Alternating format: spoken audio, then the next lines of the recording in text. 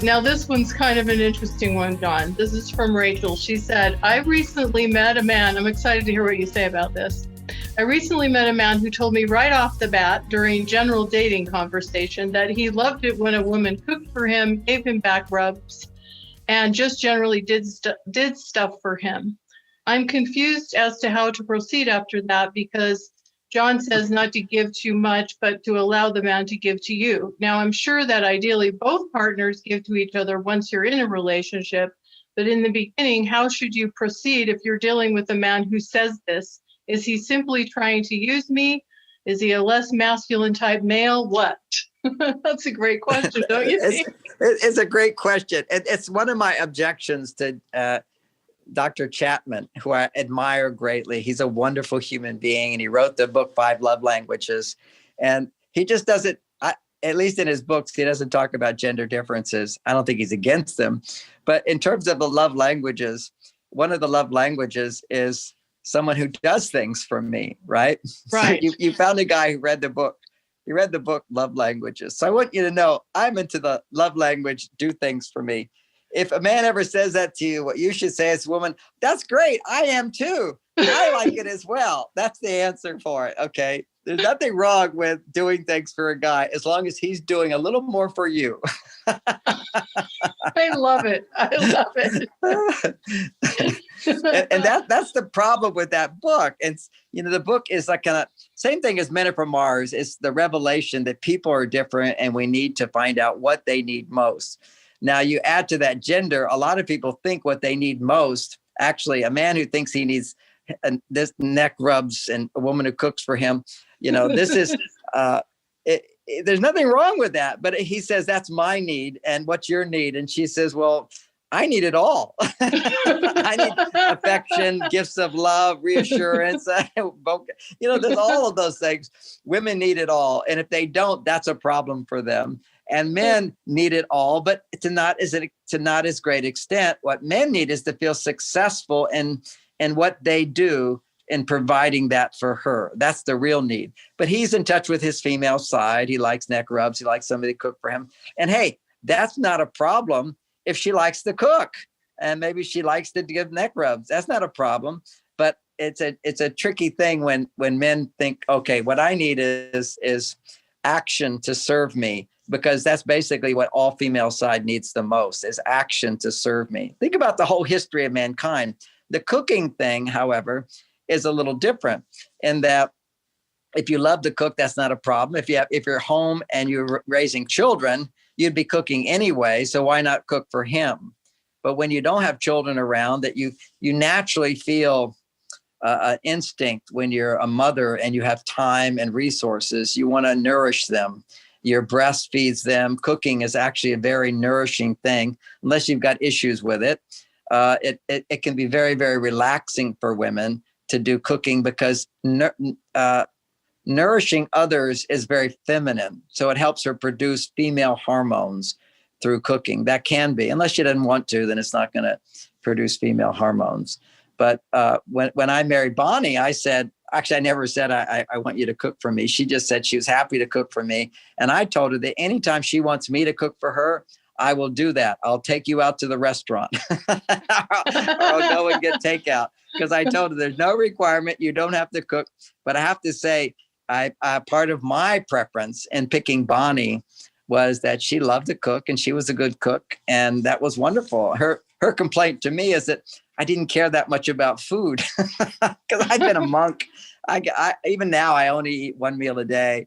I'm sort of transcendent when it comes to needing food, unless my girlfriend's not here, unless my wife's not here because she passed on. I need the sweetness from a woman. And if I don't get it, then I will eat a little too much.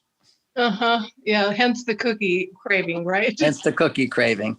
Cookies produce, sweetness produces estrogen. And, but it's also anything that makes you feel dependent. It produces estrogen. And when women are too far on their male side and they don't have relationship skills to produce their estrogen, then they often have addiction to food. Yeah. Yeah. So the key here, again, just to kind of like put the exclamation point on what you said, is it's not that it's inappropriate for a woman to give in a relationship, and a healthy relationship has giving on both sides. But there needs to be that reciprocity. And if I'm hearing you right, in the beginning stages, early stages of a relationship, the man doing a little more. Definitely. And you're never going to have exact. So err on the side, women, of giving less and receiving more. Should always be, that's the direction you lean in. So we all want to be giving. Here's the dynamic. This is male, female. Actually, giving to get is masculine. Giving in response to receiving is feminine. Ooh, okay, that's a gem right there. It's a gem right there. Men provide to get love. That's it. We do that we all need love, and we need money. So I go to work to get money. A woman goes to work to get money. She's producing testosterone. Nothing wrong with it. I'm giving to get. I do counseling because people pay me. I don't do counseling if people don't pay me. That's my job. So I give to get. What does a husband do? I give my wife everything because I want to get love. And if I don't get love, then that natural instinct starts to close down in men. Now, part of my thing is, if it starts to close down, then you realize you're expecting too much. You need to give yourself what you need. Then you open your heart again. And then as a man, you go give to get. So you have to know all the formulas of how to actually get love from a woman. Men don't know what women really need. So they feel no matter what I do, it doesn't make her happy. She doesn't love me. And I go, that's because what you're doing is completely wrong. Right. Now, for women, while women don't, that's a part of women is their masculinity. They need the skills and the tools. But one of the mistakes women make is their tendency is they know how good it feels to give. It feels good to give, but it only feels good to give when you have received so much. See, that's generosity. Oh, I feel I have so much, I want to overflow. So you're giving back. That giving back is not a giving to get. When you give to get, you're making testosterone. When you give because you have so much to give, or you're giving back because you receive so much, primarily the hormone that gets produced is a blend of progesterone and estrogen. And that is most important for women to produce in their body in that 12 days after their period. That's when they're making both progesterone and estrogen. Estrogen is I'm receiving, and then progesterone is I've received, so now I want to give back. But as soon as she goes into I haven't received, and so I'm now giving to get you to love me, her body is making testosterone. And it's what's interesting, every woman makes testosterone out of their progesterone.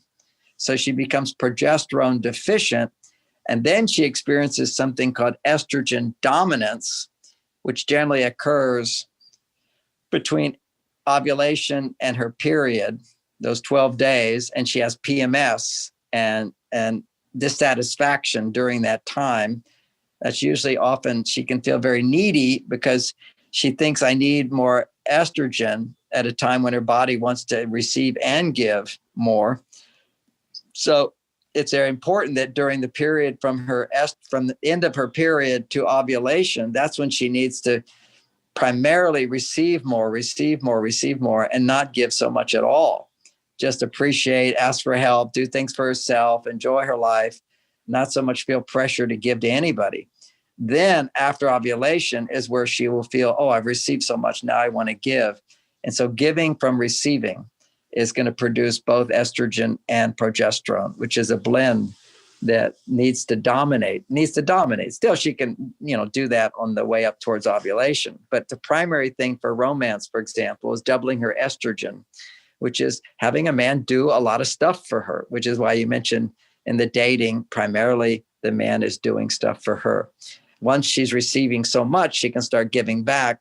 But that's her control to keep her from feeling resentful, because resentment will be automatic. Just like if I punch somebody, they'll bruise. If you give more than you receive, you'll start bruising, and it takes time to heal a bruise. And the first step is you have to stop bruising yourself. You have to stop overgiving and now start giving to yourself, not looking to somebody else to get love from them. But you can give love freely to children. Because they always give you unconditional love so much, you're giving back to them. That's why nurturing is very feminine, but actually it's giving back. When you nurture a child, they give you so much unconditional love. It just pours out of you. Mm-hmm. And then after menopause, women still, in order to maintain healthy estrogen levels, still need to be in that mode of receptivity and doing things to support their healthy estrogen levels. Because I know we have a lot of women a little older here who are no longer cycling. Right. So the same, you don't have as much of the concrete biological strong cycling, but it's still happening on smaller levels. You need to experience a balance in your life. Think about this. I need to have a balance in my life as I get older, of feeling I'm getting what I need, and then I'm also giving back what I'm getting. And it's so easy as you get older, when you don't have these hormones that at least help to control you. You don't have that, but by that time, ideally, you would have learned how to receive. So now when you're giving to others, you're giving from a place of, I've learned how to receive. So I'm receiving and giving. So your hormones aren't so much controlling you, but you're controlling their production more. Naturally, your hormones will control you at a younger age if you're in harmony with them. But right now, unfortunately, our culture is just telling women, you're inadequate if you're not achieving and accomplishing, and what's wrong with you. And if you're feminine, you're weak and needy, and you shouldn't depend on anybody for anything. You can do it yourself. Otherwise, you're not lovable. That's the message the culture's saying. It's telling all men that you're not good enough. Bill Gates has got all the money, and what happened to you? He was just a kid. Why did he, it's always this, the culture is always saying you need more, you're not good enough, you should have more, and you don't have it, so what's wrong with you? We all feel this message of dissatisfaction that we're being conditioned to feel. It's not who we are. We are abundant. We are lovable. We have just everything we need. If we look around, it's there. We're just not looking at it because we're just rejecting what we have. Not enough. I know we've talked about this receiving this receptivity, John, before, and I think that one thing I think women often miss is how satisfying it can be for a man to be able to provide something, to be able to give something, to add something to a woman's life and have her receive.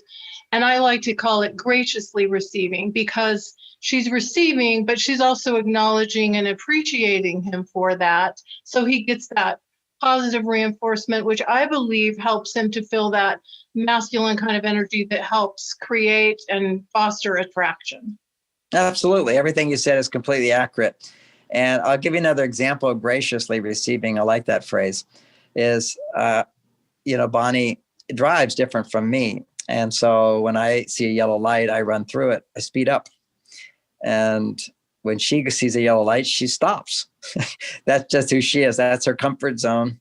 And my comfort zone is speeding up. So when I'm in the car with her and there's a yellow light, I stop. And I put my hand on her thigh and I say, honey, I did that for you. And she says, I know. She says, I know, and I appreciate it. So you see what she's saying in that I know and I appreciate it is, I know that that's not your comfort zone, and you're doing that as a gift to me. And I really appreciate that. That makes me feel special. As opposed to a woman who's not aware of these different needs and ways of interacting, she might go, well, you shouldn't run through a yellow light. My way is the right way. That's how you should drive.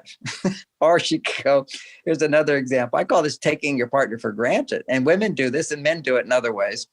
But women do it from the point of view of feeling, well, I give you so much, you should give me. Instead of like, regardless of how much I give you, what you do for me is a truly gift that you care and you want to share that. This isn't a business deal. This is you care about me. So what I do isn't the reason why you give to me. The reason you give to me is because you care about me. You respect me. You love me. You want to please me. Not because I've done things for you, but because that's the place you want to come to. That's called not taking your partner for granted. And that's what people have so much passion in the beginning of relationships. One of the reasons, from one perspective, is because we have no we don't have any of that taking each other for granted. Like, well, you should take me out on a date. I made you dinner last night. You, you should buy me flowers. I do your laundry, and just all that shit stuff that comes from scorekeeping. And yet at the same time, biologically, we do keep score. When a man does a lot of little things for a woman, showing consideration, caring, listening, giving hugs, giving her help in different ways, being a good listener, all these things I just mentioned, men don't know are so important because they don't make money. But they actually make estrogen. So you can give her the 50 roses, you'll get the same surge of estrogen as you would get with one rose. If she has low estrogen, you can give 50 roses and it doesn't do anything. You can give one rose, it doesn't do anything. Each does about the same amount. But if a woman has normal estrogen levels, you give her 50 roses, there's going to be a nice surge of estrogen. One rose will do the trick as well. So do lots of little things. Now men start to get a reason why, things are not so great in his relationship is because he thinks one big thing should, be 1,000 points. When really every act of love, big or small, is 1 point, one surge of estrogen. Yeah. And I think it kind of goes along with the idea of a woman who says, well, I need my husband to tell me that he loves me every single day. And the man's going, well, I told her I loved her. Nothing has changed. Right. It kind of goes along with that. Well, that's how the man takes her for granted. He thinks, well, I did that already. Well, I did that already. Why do I have to do it again? I'm doing the big stuff.